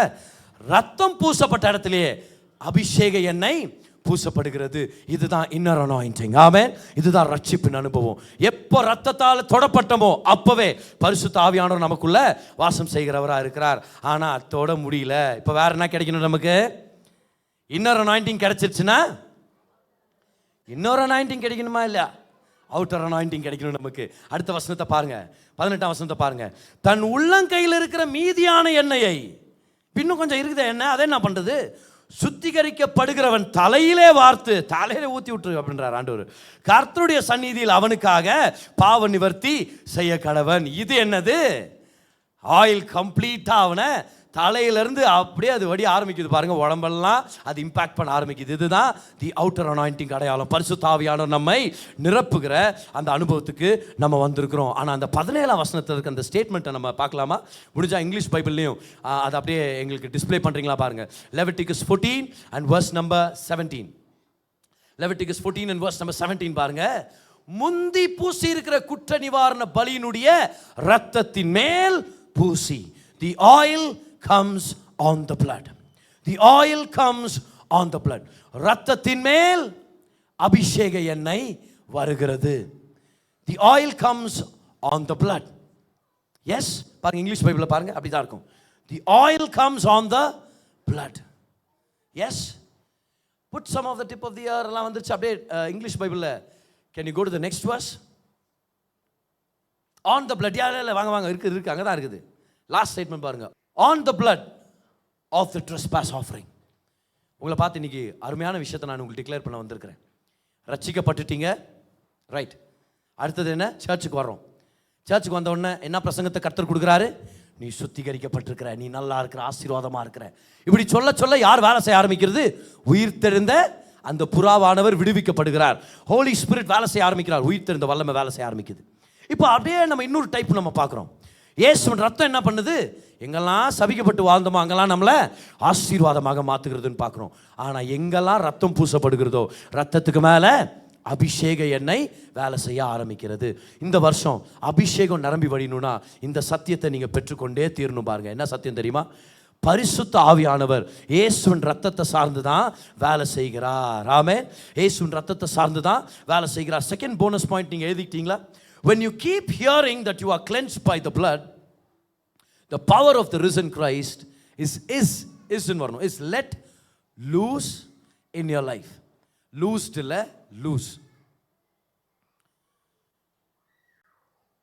When you keep hearing that you are cleansed by the blood, the power of the risen Christ is let loose in your life. நீங்கள் இயேசுவின் ரத்தத்தினால் சுத்திகரிக்கப்பட்டிருக்கிறீர்கள் என்று தொடர்ந்து கேட்டு அறிந்து கொண்டிருக்கும் போது உயிர்த்தெழுந்த கிறிஸ்துவின் வல்லமை உங்கள் வாழ்க்கையில் விடுவிக்கப்படுகிறது. அது உங்கள் வாழ்க்கையில் விடுவிக்கப்படுகிறது. Yes, that's what we learned. But here is something else that I want you to remember. நம்மளுடைய செய்தியுடைய டைட்டிலே இதுதான். The oil comes on the blood. எண்ணெய் இயேசு கிறிஸ்துவின் ரத்தத்து மேலே தான் வேலை செய்ய ஆரம்பிக்குது. The oil comes on the blood. இன்னைக்கு உங்கள் மேலே பரிசுத்த ஆவியானவர் இருக்கிறாருன்னா அது காரணம் உங்கள் பரிசுத்தம் இல்லை. அப்போது நீங்கள் ஏதோ தவறு செஞ்சால் உங்களை விட்டு போக போகிறதில்ல. உங்கள் மேலே இன்னைக்கு அபிஷேகம் இருக்குதுன்னா அது காரணம் இயேசுவின் ரத்தம். ரத்தத்து மேலே தான் அபிஷேகம் தங்கி இருக்கும். ரத்தம் இல்லாத இடத்துல அபிஷேகம் வேலை செய்ய முடியாது. இயேசு இல்லாத இடத்துல ஆவியானவர் எப்படி அவருடைய முழு வல்லமையை செயல்படுத்த முடியும்? இது வேதத்தின் கோட்பாடு பாருங்க. இது பைபிளில் நம்ம தொடர்ச்சியாக பார்க்குற அருமையான பிரின்சிபல். என்ன பிரின்சிபல் தெரியுமா? The anointing works based on the cross of Jesus Christ. இப்போ நான் உங்கள்கிட்ட கேட்குறேன், முதல் தடவை வேதத்தில் புறா எங்கே குறிப்பிடப்படுது? நோவாவுடைய ஸ்டோரியில். சரி, ஆன்சர் பண்ணுங்க. நோவா மீன் வயிற்றில் எத்தனை நாள் இருந்தார்?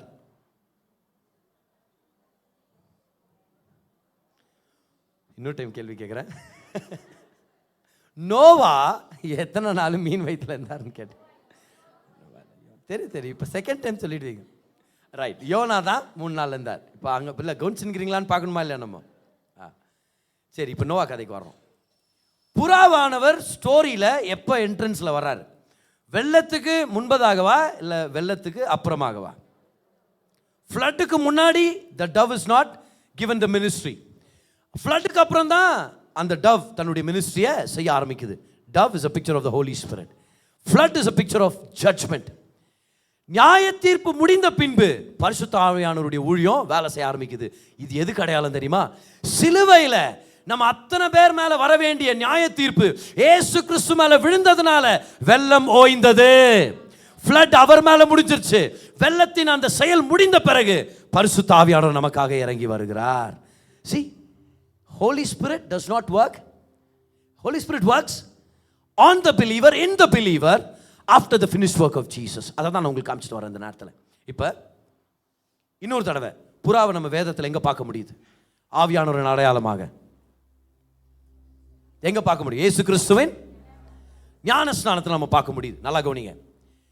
ஞானஸ்நானம் எடுக்கிறதுக்காக யோவான் கிட்ட வர்றாரு. அப்போ யோவான் இயேசு கிறிஸ்துவை பார்த்து என்ன சொன்னார்? இப்போ பைபிள் என்ன இருக்குது அதை சொல்லுங்க. ஹாய் ரமேஷ், ஹாய் சுரேஷ் அப்படின்ட்டு பேசிக்கிறாங்க. அப்படி சொல்லாதீங்க, கரெக்டாக சொல்லுங்க. என்ன சொன்னார் இயேசுவை பார்த்த உடனே? இதோ உலகத்தின் பாவத்தை சுமந்து தீர்க்கும் தேவ ஆட்டுக்குட்டியானவர் அப்படின்றார். த lamb of God. ஆட்டுக்குட்டியானவருக்கு ஞானஸ்நானம் கொடுத்துட்ட பிறகு வானம் திறக்கப்படுகிறது. புறாவானவர் இறங்கி வர்றார். ஆன்சர் பண்ணுங்க. புறாவானவர் முதலா ஆட்டுக்குட்டியானவர் முதலா? ஆட்டுக்குட்டியானவர் வந்த பிறகுதான் புறாவானவர். எல்லாம் சொல்லுங்க. ரத்தத்துக்கு அப்புறம் தான் அபிஷேக எண்ணெய், வெள்ளத்துக்கு அப்புறம் தான் புறாவானவர், ஆட்டுக்குட்டியானவருக்கு அப்புறம் தான் புறாவானவர். அப்போ ஆட்டுக்குட்டியானவர் இல்லைன்னா புறாவானவருடைய ஊழியம் நமக்கு முழுமையாக கிடைக்க வாய்ப்பில்லை. இஸ்ரவேல் ஜனத்துக்கு 7 பண்டிகைகள் கர்த்தர் கொடுத்தது. இப்போ 9 பண்டிகைகள் 2 ஆட் பண்ணிட்டாங்க. ஒன்று புரும், இன்னொன்று ஹனுக்கா அப்படின்ற ஒரு பண்டிகை. இந்த 7 பண்டிகைகளில் இயேசு கிறிஸ்து எந்த பண்டிகை இன்னைக்கு மரித்தார்? Passover. Very good. தமிழில் பஸ்கா பண்டிகையில் தான் அவர் மரித்தார். பஸ்கா பண்டிகை ஆயிட்ட பிறகு ஒரு 50 நாளுக்கு அப்புறம் பெந்தகோஸ்தே என்ற நாள் வருது. இப்போ பஸ்கான உடனே நம்மளுக்கு யார் ஞாபகம் வருது? ஜீசஸ். 50வது நாள் பெந்தகோஸ்தேன்னா யார் ஞாபகம் வரணும் நமக்கு? ஆமென். இப்போ ஒரு சில பேருக்கு பெந்தகோஸ்தேன்னு அல்லேலூயா தான் ஞாபகம் வரும். அல்லேலூயான்றான் பதார், அந்த பெந்தகோஸ்த் பதார் அவங்க அப்படின்ட்டு. நம்ம தான் அது. Welcome to the Pentecostal church. நம்ம தான் அந்த கேரிஸ்மேட்டிக் சர்ச். நம்ம எந்த டினாமினேஷன் சேர்ந்தவங்க இல்லை. சரியா? நீங்கள் எந்த டினாமினேஷனாக சொல்லுங்கள், நம்ம எந்த டினாமினேஷனும் இல்லை. ஆனால் வேதத்தை விசுவாசிக்கிற, பரிசுத்த ஆவியின் வல்லமையும் வரங்களை நம்பி கர்த்தருடைய நாமத்தின் மகிமைக்காக சுவிசேஷத்தை பிரசங்கிக்கிற சபை. ஒரு விசுவாசி நல்லா வளரணும்னு சொல்லி சத்தியத்தை கூச்சப்படாமல் வெளிப்படையாக ரேடிக்கலாக கிருபையின் சுவிசேஷத்தை பிரசங்கிக்கிற சபைன்னு சொல்லி இவ்வளோ பெரிய டினாமினேஷனை கொடுத்தீங்கன்னா சைலண்ட் ஆகிடுவாங்க எல்லாரும். அதான் டெக்னிக். ஆனால் விஷயத்தை பாருங்களேன், நல்லா கவனிங்க. எது முதல், பஸ்காவா பெந்தகோஸ்தேயா? அப்போ பஸ்கா இல்லாம பெந்தகோஸ்தே இல்ல. எல்லாரும் சொல்லுங்க. இயேசு இல்லாம ஆவியானவருடைய அபிஷேகம் இல்ல. சொல்லுங்க. ரத்தம் இல்லாம எண்ணெய் இல்ல. வெல்ல முடியாம புறா வெளியே வரல. கமான், எத்தனை பேர் புரிஞ்சுட்டு இருக்குது? ஆட்டுக்குட்டியானவர் பலி ஆகலனா புறாவானவருடைய அபிஷேகத்தை நம்ம பெற்றுக்கொள்ள முடியாது. எத்தனை தடவை இந்த பிரின்சிபலை பார்க்குறோம் பாருங்க. The oil comes only on the blood, right? எலியா இஸ்ரவேல் ஜனத்துக்கு விரோதமாக இருக்கிற அந்நிய தேவர்களை வணங்குற தீர்க்கதரிசிகள் 850 பேர் கூட்டிட்டு வந்துடுறாரு. எல்லாரும் வாங்க அப்படின்னு மலை மேலே நிற்க வச்சுறாரு. கார்மேல். சரியா? கார்மேல் மலை பெறுறது. கார்மேல நிற்க வச்சாரா மலை மேலே நிற்க வச்சாரான்னு கேட்காதீங்க. மலை பெறுறது கார்மேல் அப்படின்றது. எல்லாம் அப்படி நில்லுங்கன்றார். அவர் எலியா உங்கள் கேங்க நீங்கள் கூப்பிடலையா? நான் தான் கேங்குன்றார். அவர் டெரர். அவர் எலியாவை எல்லாரும் பயப்படுவாங்க. ராஜா கூட ராஜாவை பார்த்து எலியா பயப்பட மாட்டான் பாருங்க. ராஜா பயப்படுவார் எலியாவை பார்த்து. அப்பேற்பட்ட மனிதன், தேவனுடைய மனிதன், வல்லமையான மனிதன். அவர் சொல்றார், எத்தனை நாள் தான் நீங்க யெகோவா தேவன் கடவுளா இல்லையான்னு சந்தேகத்தில் இருக்குது, இன்னைக்கு சந்தேகத்தை நான் கிளியர் பண்ணிடுறேன் நான் அப்படின்றார். எப்படி பண்ணுவீங்க நீங்க? அவர் சொல்றாரு, 850 பேர் இருக்கிறீங்களே, ஒரு பலிபீடத்தை கட்டுங்க, ஒரு பலியை கொடுங்க, உங்க கடவுள்கிட்ட அக்கினியை கேளுங்க. நான் என்ன பண்றேன்? நான் ஒரு பலிபீடத்தை கட்டுறேன், நானும் ஒரு பலியை செலுத்துறேன். நான் என் கடவுள்கிட்ட யெகோவாட்ட வந்து அக்கினியை கேட்குறேன். உன் கடவுள் அக்கினி அனுப்புனார்னா அவர் தான் கடவுள்னு நான் ஒத்துக்கிறேன். என் கடவுள் அக்கினி அனுப்புனார்னா யெகோவா தான் தேவன் அத்தனை பேர் ஒத்துக்கணும் அப்படின்ட்டார் இவர். சரி, அவர் சொல்றாரு, ஓகே ஸ்டார்ட் மியூசிக் அப்படின்றாரு. அவங்க ஸ்டார்ட் பண்றாங்க, டண்டக்கு டண்டக்கு டண்டக்கு, அவங்க ஸ்டார்ட் பண்ண ஃபுல்லா அப்படி அவங்க அவங்க அவங்க ஆரம்பிக்கிறாங்க. சரி, நான் ஆரம்பிக்கிறேன் அப்படின்ட்டு அவங்க அந்த பக்கத்து இப்படி பண்ணலாம் அப்படி பண்ணலான்னு, ஆண்டவரே வா, இறங்கி வா, கடவுளை இறங்கி வா, அக்கினியை ஊத்து, நெருப்பு ஊத்து, அப்படி இப்படின்னு எல்லாம் எடுத்து அப்படியே அறுத்த வா, வரல அக்கினி வரல, எடுத்து அறுத்துக்கிறாங்க.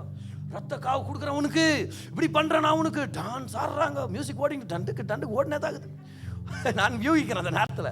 அவங்க அப்படி இப்படின்னு ஆடி பரண்டி, இவரு கொஞ்ச நேரம் பார்த்தாரு, இவரு வாய் முடின்னு இருக்கலான்ட்டு. ஆனால் இப்போ என்ன ஆகுது, இவரு பாரு அந்த அந்த என்ன பண்ணுறது, இவர் பரியாசம் பண்ண ஆரம்பிக்கிறார். இவர் சும்மா உட்கார முடியல. இவர் டேய் கூப்பிடுங்க, நல்லா கூப்பிடுங்கடா, பஸ்ஸில் எங்கேயாவது போயின்னு இருப்பார் பக்கத்து ஊருக்கு, அப்படி சத்தமாக கூப்பிடு, ஆரன் சத்தத்தில் எங்கே கேட்குறது, இவன் பாரு ஆடாமல் உட்காந்துக்கிறான், கூப்பிடுறா அப்படின்னு. அதெல்லாம் கொஞ்ச நேரம் இன்னும் கொஞ்சம் வேறு பேசுறாரு, டாய்லெட்டுக்கு என்ன போயிருக்கிறாரு என்ன. இவங்க கூப்பிட்டு கூச்சல் போட்டு ஃபைனலாக டயர்ட் ஆயிடுறாங்க. எலியா சொல்கிறாரு, அப்பா போதும்பா உங்களுக்கு காமெடி பார்த்துட்டு இப்போ நான் ஸ்டார்ட் பண்ணுறேன், எல்லாம் சைலண்டாக உட்காருங்க அப்படின்ட்டு 3 மணி மாலை பலி நேரம், 3 o'clock is the evening sacrifice. எல்லாரையும் இப்போ ஆரம்பிக்கிறார் பாருங்க. அவர் தான் பலிபீடத்தை கட்டினாரு. பலிபீடத்தை கட்டிட்டு பக்கத்தில் ஒரு பெரிய ஒரு ஒரு கால்வாயே தோண்டி விட்டுட்டு முழுசா தண்ணியை வேற ஊற்றி விட்டுறாரு. அந்த இடத்துல தண்ணியை ஊற்றிட்டாரு, பலி செலுத்திட்டாரு. இங்கே பலி செலுத்திட்டு சொல்றாரு, ஆபிரகாம் யாக்கோப் ஈசாக்கின் தேவனே, நீங்க சொன்ன மாதிரியே செஞ்சுட்டேன், உங்க கட்டளையின்படியே செஞ்சுட்டேன், இப்போ நீங்க போய் செய்யாதீங்க இதை. ஏன்னா அவர் கட்டளை பெற்று அவர் செஞ்சாரு, ஞாபகம் வச்சு, அதனால தான் வேலை செஞ்சிச்சு. நீங்க சொன்ன மாதிரியே செஞ்சுட்டேன், நெருப்பை அனுப்பி நீங்க யாருன்னு காட்டுங்க என் தேவனே அப்படின்னு உடனே வானத்துல இருந்து அக்கினி அப்படியே தக்க தக்க தக்க எரிய ஆரம்பிக்குது பாருங்க. எல்லாரும் ஆச்சரியப்படுறாங்க. அந்த நெருப்பு எரிஞ்சு முடியும் போது பார்த்தா பலியை மட்டும் காணோம்னு நினைக்காதீங்க, பலியை காணோம், பலிபீடத்தை காணோம், சுத்திலும் ஊத்தின தண்ணியவே காணோம், அப்படியே அப்பீட் ஆயிடுச்சு, வல்லமை காணும். என்னடா அக்கினி அவ்வளோ பயங்கரமா இருந்துச்சு பாருங்க. எல்லா ஜனமும் வேடிக்கை பார்த்த ஜனம்லாம் சொல்றாங்க, கர்த்தரே தேவன், கர்த்தரே தேவன், கர்த்தரே தேவன். ஒரு மிகப்பெரிய எழுப்புதல் இஸ்ரவேல் நாட்டில் வந்தது. என் கேள்வி என்னன்னா, எது ஃபர்ஸ்ட் வந்துச்சு, பலியா அக்கினியா? பலி இல்லாம அக்கினி இல்ல, பஸ்கா இல்லாம பெந்தகோஸ்தே இல்ல. கம் ஆன், ஆன்சர் பண்ணுங்க. வெள்ளம் ஓயாம புறாவுடைய ஊழியம் ஆரம்பிக்கப்படல. கம் ஆன், ஆட்டுக்குட்டியானவர் இல்லாம புறாவானவருடைய ஊழியம் இல்ல. எல்லாரும் சொல்லுங்க, ரத்தம் இல்லாம அபிஷேகமே இல்ல. ஆனா ரத்தம் இருக்கிறதுனால அபிஷேகம் என் மேல இருக்குது. The oil comes on the blood in Jesus name. Come on, நல்லா நன்றி சொல்லுங்க பார்க்கலாம். அந்த அபிஷேகம் உங்க மேல இருக்குது. காரணம் என்னது? காரணம் என்னது? What's the reason for the anointing in your life? என்ன ரீசன்? என்னவா இருக்கும்? இயேசுவின் ரத்தம், அதுதான் ரீசன். இன்னைக்கு இவ்வளவு பெரிய டீச்சிங் எடுக்கிறதுக்கு காரணம் என்ன தெரியுமா? ஒரே சென்டென்ஸ்க்காக தான். உங்க மேல இருக்கிற அபிஷேகம் உங்களால இல்ல, உங்க மேல இருக்கிற அபிஷேகம் உங்க பயபக்தியினால இல்ல, உங்க மேல உங்களுக்குள்ள இருக்கிற இந்த அபிஷேகம் உங்க பிரயாசத்தினால இல்ல, நீங்க கீழ்ப்படிஞ்சதுனால இல்ல. கீழ்ப்படிங்க, பரிசுத்தமா வாழுங்க, ஆவியானவரே உங்களுக்கு சகாயம் பண்ணுகிறார். ஆனா உங்களுடைய நல்ல குணத்தினால இது உங்களுக்கு கொடுக்கப்படவே இல்லை. ஒரே ஒரு ரீசன் தான். நான் அபிஷேகம் பெற்று நீங்க ஊழியம் செஞ்சுட்டு இருக்கிறேன்னா அதே காரணத்துக்காக தான் நீங்களும் அபிஷேகம் பெற்று கர்த்தருக்காக வல்லமையான சாட்சிகளாக வாழ்ந்து கொண்டிருக்கிறீங்க. only one reason, the blood of Jesus Christ. இயேசு கிறிஸ்துவின் ரத்தம். ஆமென்.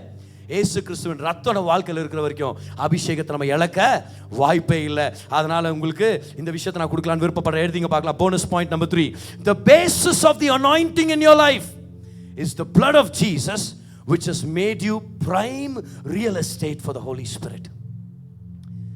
அருமையா இருக்குது பாருங்க இந்த statement. The basis of the anointing in your life is the blood of Jesus that has made you prime real estate for the Holy Spirit. Yes, check the new notes. For the Holy Spirit, பரிசுத்த ஆவிக்காக முக்கியமான இடமாக அவர் மாற்றி இருக்கிறார். தமிழ்ல படிக்கிறேன் பாருங்க. உங்கள் வாழ்க்கையில் உள்ள அபிஷேகம், அதன் அடிப்படை இயேசுவின் ரத்தமே. அது உங்களை மிகவும் மதிப்புள்ள இடமாக மாற்றி உள்ளது. இயேசுவின் ரத்தம் உங்களை கழுவின உடனே ஆவியானவர் பார்த்தார், அடட சூப்பரான சைட் அப்படின்னார். அருமையான சைட்டு, இது நம்ம வீடு, அப்படியே வந்து தங்கிட்டார். பிரைம் ரியல் எஸ்டேட்டாக நம்ம மாறிட்டோம் இயேசு கிறிஸ்துவின் ரத்தத்தின் மூலமாக. அதனால் உங்களுக்கு 3 முக்கியமான சத்தியங்களை உங்களுக்கு காமிக்கணும்னு நான் விருப்பப்படுறேன் பாருங்க. So I want you to remember 3 things today. Alright, இன்னைக்கு இந்த முழு பிரசங்கத்திலிருந்து நம்மளுடைய டேக்அவே பாயிண்ட்ஸ் என்ன தெரியுமா? முதல் பாயிண்ட் இதுதான், அபிஷேகம் உங்களுக்குள்ள உங்கள் மேலே தங்கி இருக்குது, அது உங்களை விட்டு போகல. ஆமென். அந்த 3 பாயிண்ட்டையும் உங்களுக்கு நான் வெளிப்படுத்துகிறேன். இந்த நேரத்தில் நம்ம டிஸ்பிளே பண்ணிட்டு இருக்கிறோம். யூ ஷுட் நோ, இதை அறிந்து கொள்ளுங்கள். என்ன அறிந்து கொள்ளணும்? உங்களுக்குள்ள இருக்கிற அபிஷேகம் நிலைத்திருக்கிறது. No the anointing abides in you. இதுக்கான ரெஃபரன்ஸ் பாருங்க, 1 யோவான் 2:27. நம்மளுடைய நோட்ஸ் உங்களுக்கு நம்மளுடைய வெப்சைட்டில் அவைலபிளாக இருக்கும். 1 John 2:27 பாருங்க. யோவான் சொல்றாரு, நீங்கள் அவராலே பெற்ற அபிஷேகம் உங்களில் நிலைத்திருக்கிறது. உங்களை விட்டு போல, ரத்தம் உங்கள் மேலே இருக்கிறதுனால அபிஷேகம் உங்களை விட்டு போல. அதனால தாவீது மாதிரி ஜெபிக்காதீங்க. சங்கீதம் 51:11 பாருங்க. தாவீது சொல்றாரு, ஆண்டவரே உங்க ஆவியானவரை என்னை விட்டு எடுத்து போடாதீங்க. இப்போ நீங்க அப்படி ஜெபிக்காதீங்க, அப்படி ஜெபிச்சு அழுதுன்னு இருக்காதீங்க. ஆவியானவர் இப்படி உட்காந்து பார்த்துன்னு இருப்பார் உங்களை. நான் போக மாட்டேனே, யார் சொன்னது இந்த பொண்ணுக்கு நான் போறேன்ட்டு? என்னை விட்டு எடுத்துடாதீங்க ஆவியானவரை. ஆவியானவர் சொல்லாரு, போக முடியாதுமா, இயேசுவின் ரத்தம் உன்னை எனக்கு ஒரு வாசஸ்தலத்தை ஏற்படுத்தி கொடுத்துருச்சு, நான் இங்கே தான் தங்க போறேன்ட்டார் ஆவியானவர். 2வது பாயிண்ட் எழுதிங்க பார்க்கலாம். அதனால do not give into feelings of unworthiness or pride. Do not give into feelings of unworthiness or pride. பெருமையும் தகுதியற்றவர்கள் அப்படின்ற எண்ணங்களுக்கு இடம் கொடுக்காதீங்க.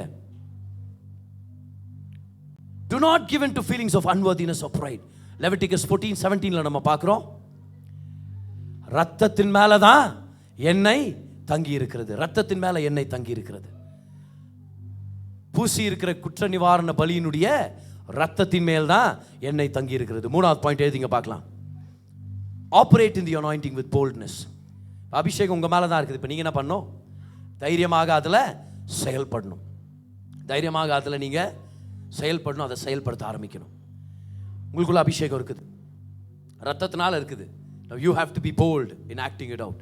Acts chapter 4:31 பார்க்கிறோம். சீஷர்கள் ஜெபிக்கிறாங்க, ஆண்டவரே உங்க தைரியத்தினால என்ன நிரப்புங்க அப்படின்றாங்க. பரிசுத்த ஆவியினால் அவர் நிரப்புகிறார். 33ஆம் வசனத்தில் நீங்க பார்த்தீங்கன்னா சபை வளர்ந்தது, அநேக அதிசயங்களை செஞ்சாங்க. இங்கிலீஷ் பைபிளில் பாருங்க, great power was seen in போட்டிருக்கோம். தமிழ் பைபிளில் பாருங்க, பூரண கிருபை உண்டாயிருந்தது. எல்லாரும் சொல்லுங்க, நான் தைரியமாக அபிஷேகத்தை செயல்படுத்துவேன். இன்னொரு தடவை சொல்லுங்க, நான் தைரியமாக அபிஷேகத்தை செயல்படுத்துவேன். முதல்ல என்னது? அபிஷேகம் எனக்குள்ள தங்கி இருக்குதுன்னு சொல்லி நான் தெரிஞ்சுக்கிட்டேன். 2வது, அதனால ஐயோ நான் தகுதி இல்லை அபிஷேகத்துக்கு நான் நினைக்க போறதில்ல. இது ஏன் தகுதியை பத்தி இல்லை, அவருடைய ரத்தத்தை பத்தி. அதனால பெருமையாக இருக்கிற மாதிரி இல்லை, நான் அபிஷேகம் பெற்றவன். எப்படி பிரதர்? நான்லாம் அப்படி ஜெபிச்சேன் தெரியுமா, நான்லாம் இந்த அப்படியே கர்த்தருடைய சமூகத்தில் மன்றாடி கெஞ்சி கூத்தாடி உடலை வருந்தி உருண்டி பரண்டி எல்லாம் ஒரு பேச்சும் இல்லை. இயேசுவின் ரத்தத்தால் அபிஷேகம் கிடைச்சிச்சு. அதுக்கப்புறம் நீங்கள் என்னென்ன பண்ணிக்கணும், ஆனால் அவர் ரத்தத்தினால தான் அபிஷேகம். 3வது நம்ம கற்றுக்கிட்டோம், அபிஷேகம் நமக்குள்ளே தான் இருக்குது. இப்போ நம்ம தான் அதை தைரியமாக செயல்படுத்த வேண்டியதாக இருக்கிறது. ஆமென். பக்கத்தில் உங்களை பார்த்து சொல்லுங்க, அபிஷேகம் உங்களுக்குள்ளே தான் இருக்குது. எதை பார்த்தும் பயப்படாதீங்க, தைரியமாக ஃபேஸ் பண்ணுங்க. சில பேர் பாருங்க, அதை சொல்றதுக்கு உங்கள் மனைவியை கூட ஃபேஸ் பண்ண மாட்டேங்கிறாங்க. தைரியமாக ஃபேஸ் பண்ணுங்க, உங்களுக்குள்ளே தான் அபிஷேகம் இருக்குது. கடன் பிரச்சனையா, தைரியமாக ஃபேஸ் பண்ணுங்க. எப்படி ஆண்டவரே ஜெயிக்கிறது, எனக்கு ஒரு திட்டத்தை கொடுங்கன்னு கேளுங்க. வியாதியை ஜெயிக்கணுமா, சோர்ந்து போயிடாதீங்க. ஆமாம், என் வாழ்க்கையே வியாதி தான், எல்லாருக்கும் அப்படி தான். எங்கள் தாத்தாக்கு இருந்துச்சு, அப்புறம் எங்கள் அப்பாவுக்கு, அப்புறம் நான் தான் செலக்ட் ஆகிறேன் இந்த ஜென்மத்தில் அப்படின்னு சொல்லிட்டு சோர்ந்து போயிட்டு இருக்காதீங்க. சொல்லுங்கள், அபிஷேகம் எனக்குள்ளே இருக்குது. அந்த அபிஷேகத்தில் நான் தைரியமாக செயல்படுவேன். அபிஷேகம் உங்கள் மேலே இருக்குது. நீங்கள் செயல்பட்டால் தான் அந்த அபிஷேகம் வேலை செய்ய ஆரம்பிக்கும். ஹல்லேலூயா. Come on. எத்தனை பேருக்கு ஆவியானவர் பேசிட்டு இருக்கிறார் இன்னைக்கு? You are anointed in Jesus name. எப்போ இயேசுவின் ரத்தம் வந்துச்சோ அப்பவே உட்புற அபிஷேகம் கிடைச்சாச்சு. அது மட்டும் இல்லை, பரிசுத்த ஆவி ஞானஸ்தானத்தின் போது வெளிப்புற அபிஷேகத்தை நீங்க பெற்றுக்கொண்டவர்களா இருக்கிறீங்க.